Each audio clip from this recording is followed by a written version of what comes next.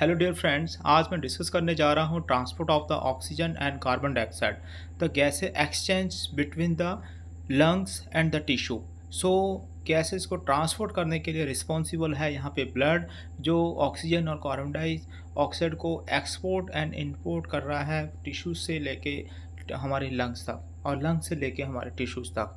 So transport of the oxygen and carbon dioxide कैसे होता है और ये किस किस तरीके से गैसेस का एक्सचेंज हो रहा है from blood, through the blood, from the lungs to the tissue और from the lungs from the tissue to the lungs. So आइए डिस्कस करते हैं हम गैसेस ट्रांसपोर्ट। तो ब्लड इज ट्रांसपोर्टर, तो ब्लड एक ट्रांसपोर्टर्स का काम कर रहा है जो ऑक्सीजन एंड कार्बन डाइऑक्साइड को ट्रांसपोर्ट कर रहा है between the lungs and other tissue और throughout the body we can से। These gases are carried in several different forms. ये डिफरेंट डिफरेंट फॉर्म्स में गैसेस क्या है ट्रांसफ़र हो रही हैं। कुछ तो dissolve in the plasma, plasma में डिसॉल्व होकर गैसेस ट्रांसफ़र हो रही हैं। कुछ केमिकली कंबाइंड होकर हीमोग्लोबिन के साथ गैसेस ट्रांसफ़र हो रही हैं और कुछ जो है कन्वर्ट इनटू डिफरेंट मॉलिक्यूल्स, तो डिफरेंट मॉलिक्यूल्स में कन्वर्ट होकर गैसेस एक्सचेंज हो रही हैं। तो let's start the discussion about the exchange of the transport of the gases, जिसमें ऑक्सीजन एंड कार्बन डाइऑक्साइड को हम डिस्कस करेंगे। ऑक्सीजन ट्रांसपोर्ट, तो ऑक्सीजन ट्रांसपोर्ट किस तरह से हो रहा है देखिए। तो दिस इज़ द डायग्राम। यहाँ पे आपको क्या है ऑक्सीजन ट्रांसपोर्ट दिस एल्वलाइज पोर्शन और कैपिलरीज के अंदर है। किस प्रकार से ऑक्सीजन डिस्पोर्ट हो रहा है 98.5% कॉम्बाइन विद द हीमोग्लोबिन। तो हीमोग्लोबिन के साथ 98.5% कॉम्बाइन हो जाता है बिकॉज ये इसके जो सॉलिबिलिटी है वो क्या है कम है, that does not easily solve in the water. So 1.5% only inhaled जो गैसेस हैं dissolve in the blood plasma and the remaining one making the bond with the hemoglobin and that is called HB oxygen, या we can say oxy hemoglobin, so making the oxy hemoglobin and 1.5% dissolved in the plasma। तो water के अंदर solubility बहुत कम है gases की, इस वजह से क्या है ये हीमोग्लोबिन के साथ बाइंड अप हो जाता है और ओनली 1.5% ही जो है गैसेस जो है डिसॉल्व हो रही है प्लाज्मा के अंदर। ठीक है, तो यहाँ पे इसके अंदर क्या oxygen we can say oxygen is transported by the blood either combined with hemoglobin in the red blood cell, that is the more than 98%, or dissolved in the plasma, that is the 1.5% or less than 2%। so this is dissolved by the blood plasma and some क्या है maximum जो है haemoglobin के through क्या more than 98% dissolve transfer हो रहा है।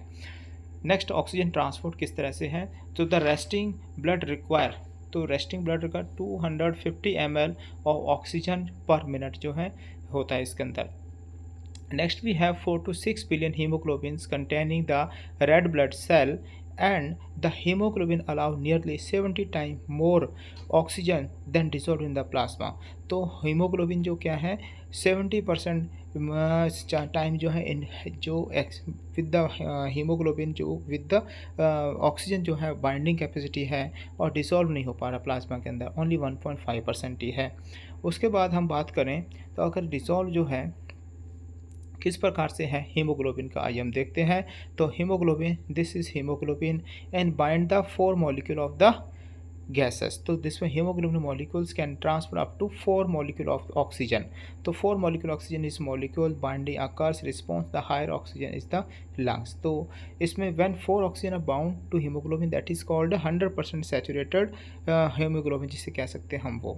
तो O2 is the partially saturated। अगर क्या है 4 के 4 molecules अगर बाइंड हो जाए हीमोग्लोबिन के साथ तो उसको हम क्या बोलेंगे सैचुरेटेड हीमोग्लोबिन। और अगर क्या है जैसे 3 मॉलिक्यूल्स बाइंड हुए हैं 2 मॉलिक्यूल बाइंड हुए उसको हम क्या बोलेंगे पार्शियली सैचुरेटेड मॉलिक्यूल्स जिसे कहते हैं पार्शियली सैचुरेटेड हीमोग्लोबिन। नेक्स्ट है cooperative binding hemoglobin affinity for oxygen increase and its saturation increase। तो ये किस प्रकार है कोऑपरेटिंग बाइंडिंग कैपेसिटी किस पर डिपेंड है एफिनिटी ऑफ द हीमोग्लोबिन पे। हीमोग्लोबिन की एफिनिटी टुवर्ड द ऑक्सीजन अगर इंक्रीज्ड है तो क्या हीमोग्लोबिन बाइंड अप हो जाएगा ऑक्सीजन के साथ 4 के 4 मॉलिक्यूल, और अगर एफिनिटी कम है तो क्या हो जाएगा बाइंड अप कैसा होगा कम होगा, 2 मॉलिक्यूल्स बाइंड होंगे या 1 मॉलिक्यूल्स बाइंड होगा, तो उसी हम बोलते हैं पार्शियल सैचुरेटेड हीमोग्लोबिन। तो इसमें अंदर हम देखते हैं, तो दिस इज़ द रिएक्शन। तो hemoglobin plus oxygen if have too much binding capacity, affinity, तो ऑक्सी हीमोग्लोबिन फॉर्मेशन हो जाएगा। ठीक है। तो हीमोग्लोबिन सैचुरेशन, तो हीमोग्लोबिन सैचुरेशन किस प्रकार से है? Hemoglobin saturation is the amount of oxygen bound by each molecules of the hemoglobin. तो this is called hemoglobin saturation. So each molecule of the hemoglobin can carry 4 molecule of the oxygen. If these are the less than, then we can say it is the partial saturated, or when fully combined with the oxygen molecules, so we can say this is the fully saturated. So when oxygen bind to hemoglobin, it form the oxyhemoglobin, or hemoglobin is not bound to oxygen and is referred to as the deoxyhemoglobin. Hemoglobin saturation. The binding of oxygen to hemoglobin depends on the partial pressure of oxygen in the blood and bonding strength or affinity between the hemoglobin and oxygen. तो किस पे depend हो रहा है? Hemoglobin saturation या भी कैसे binding affinity किस पे डिपेंड है? एक तो क्या है, ऑक्सीजन पार्शियल प्रेशर, अगर ज़्यादा है पार्शियल प्रेशर तो जल्दी बाउंड होगा, अगर कम प्रेशर है तो बाउंड नहीं हो पाएगा। ठीक है, एक तो प्रेशर पर डिपेंड कर रहा है। सेकंड क्या है, एफिनिटी कितनी है, अगर बाइंडिंग एफिनिटी जो हीमोग्लोबिन की ज़्यादा है तो जल्दी बाइंड होगा, और नहीं है तो लेस बाउंड होगा। तो बिटवीन हीमोग्लोबिन ऑक्सीजन के बीच में। नेक्स्ट है is the graph on the following page show the oxygen dissociation curve which reveals the amount of hemoglobin saturated at the different partial pressure oxygen value. तो किस प्रकार से है? तो this curve that is called oxygen dissociation curve. It reveal amount of the hemoglobin saturation at different partial pressure oxygen values. तो किस प्रकार से होता है, आइए हम इसके अंदर देखते हैं। Hemoglobin saturation is determined by the partial pressure of the oxygen. When these values are graphed, this produce the oxygen dissociation curve. तो ऑक्सीजन की हीमोग्लोबिन के साथ कितने सैचुरेशन है वो डिपेंड कर रहा है partial pressure of the gases of the oxygen, partial pressure of the oxygen पर डिपेंड कर रहा है। अगर वो इंक्रीज्ड है तो ज़्यादा होगा, डिक्रीज है तो कम होगा। तो this is called oxygen dissociation curve. तो देखते हैं ऑक्सीजन डिसोसिएशन कर्व क्या चीज़ है। तो this is the oxygen dissociation curve. Partial pressure of oxygen जो गैसेस हैं that is given is the bottom line, this और this is the horizontal, this one given the percentage saturation of the hemoglobin. तो यहाँ हम देख रहे हैं तो जितना क्या 40 के आसपास जो है, दिस वन इज लगभग 70% जो है बाउंडिंग है 40 पे।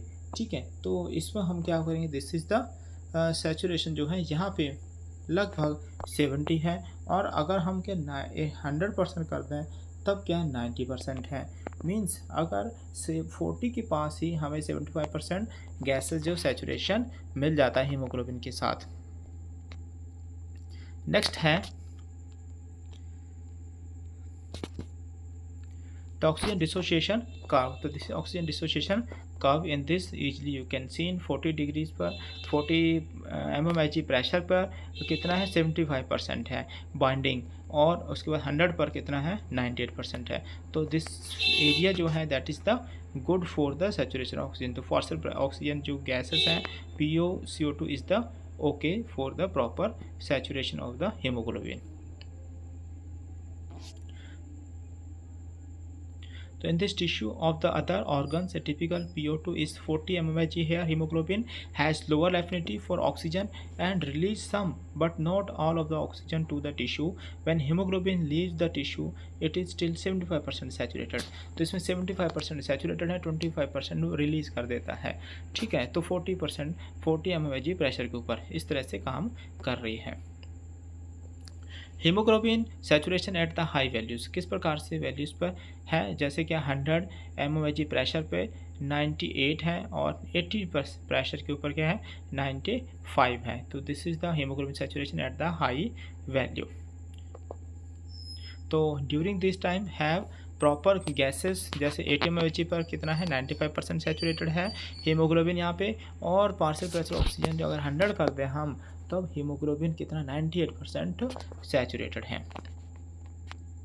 तो even through partial pressure of oxygen difference by 20 mmHg there is almost no difference in hemoglobin saturation.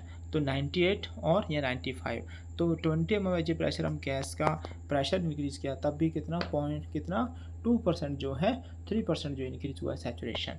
तो that is the very less. तो we can say when partial pressure in the lungs decline below the typical sea level value, hemoglobin still has high affinity for oxygen and remaining almost fully saturated. तो hemoglobin saturations at the low values, तो low values पर जब कितना है, किस प्रकार से काम कर रहा है वो देखिए यहाँ पे। अगर सैचुरेशन लेस है, पार्शियल प्रेशर ऑक्सीजन की 40 है, तब कितना 75% है। और अगर हम टू मच एक्सरसाइज कर रहे हैं, एक्टिविटीज़ कर रहे हैं, तो उस टाइम क्या है, टू लैक्टिक एसिड फॉर्मेशन हो रहा है, CO2 लेवल इंक्रीज़ हो रहा है, और वो क्या है, एसिडिक लेवल इंक्रीज़ होने की वजह से सैचुरेशन क्या है, डिक्रीज होना चाहिए पार्शियल प्रेशर, और क्या है, मोर ऑक्सीजन रिलीज होना स्टार्ट हो जाता है ओवर द टिश्यू, और जिससे क्या tissue easily can take the oxygen and start the metabolic activities proper way. So this is the factor altering the hemoglobin saturation. कौन कौन से फैक्टर अल्टर कर रहे हैं सैचुरेशन, हीमोग्लोबिन सैचुरेशन को? तो factor altering the hemoglobin saturation in addition partial pressure oxygen hemoglobin saturation is altered by 4 other factors. एक क्या, pH, second temperature, third one partial pressure of CO2, and last one is the exercise. So this condition decrease the hemoglobin affinity for oxygen. तो oxygen की affinity जो haemoglobin से कम कर देंगे, जिससे oxygen easily release हो जाएगा और टिश्यूज़ पे यूज हो जाएगा, तो releasing more oxygen to the active muscle cells. तो पीएच डिक्रीज होगा तो क्या होगा, इंक्रीज हो जाएगा release of the oxygen to at the site of the tissue. Second है टेम्परेचर, अगर बॉडी का इंक्रीज हो जाए तब भी क्या है, ऑक्सीजन रिलीज होना स्टार्ट हो जाएगा टू मच, जिससे क्या है, प्रॉपर टिश्यूज़ के फंक्शनिंग होना स्टार्ट हो जाएगा। तीसरा का पार्शियल प्रेशर ऑफ CO2 अगर इंक्रीज हो जाता है तो एसिडोसिस हो जाता है, रेस्पिरेटरी एसिडोसिस। तो उसको कम करने के लिए तो हम क्या है, ऑक्सीजन रिलीज होता है वहाँ पे टू मच हीमोग्लोबिन से।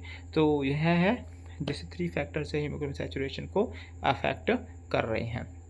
When pH decrease, the curve shift to the right, increase oxygen uploading, तो अनलोडिंग, इंक्रीज ऑक्सीजन अनलोडिंग। तो जैसे ही हम बात करें पीएच क्या है, पीएच क्या है यहाँ पे, डिक्रीज है, तो पीएच डिक्रीज है तो normal this one is the curve.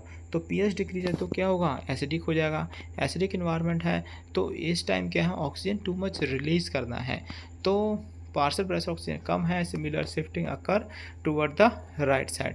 तो ये राइट साइड जो है pH decrease, the curve shift to the right, तो right side this side shift will be increase. तो दिस इज द नीचे वाला जो एरिया है, this is the right side जो है कर्व स्प्लिट हो गया। तो this is same shifting occur response to the increase temperature and partial pressure of CO2।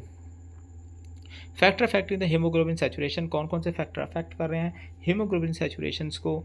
Haemoglobin saturation को फैक्टर अफेक्ट करने के लिए है, first one that is the blood acidity. तो एसिडिटी अगर ब्लड की है टू मच तो क्या है, वी कैन से, जिसमें क्या है, हीमोग्लोबिन सैचुरेशन डिक्रीज हो जाएगा, ऑक्सीजन फ्रीली ऑक्सीजन क्या है, इंक्रीज हो जाएगा। सेकंड क्या, बॉडी टेम्परेचर इंक्रीज, देन क्या, decrease the affinity and pass and release the oxygen for the tissue purpose.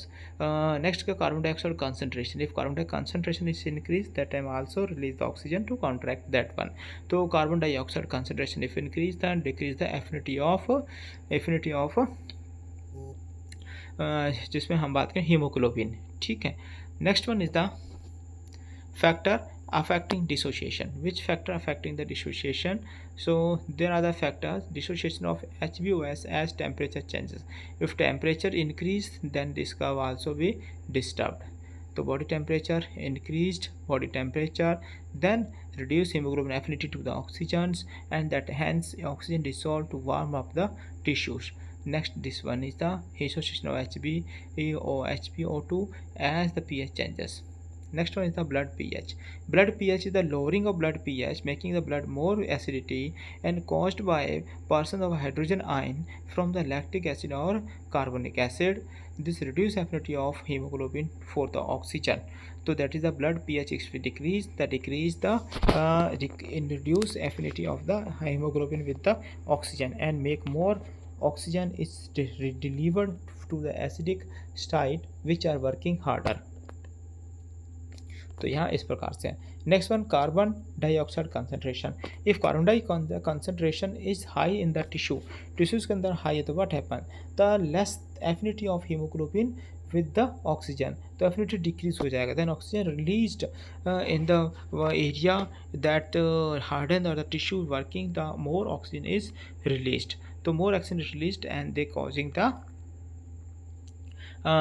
proper oxygen saturation, then decreasing the in carbon dioxide that affecting the affecting dissociation. So this one is carbon dioxide, blood temperature and blood pH, ये तीनों क्या कर रहे हैं, इसको maintain कर रहे हैं.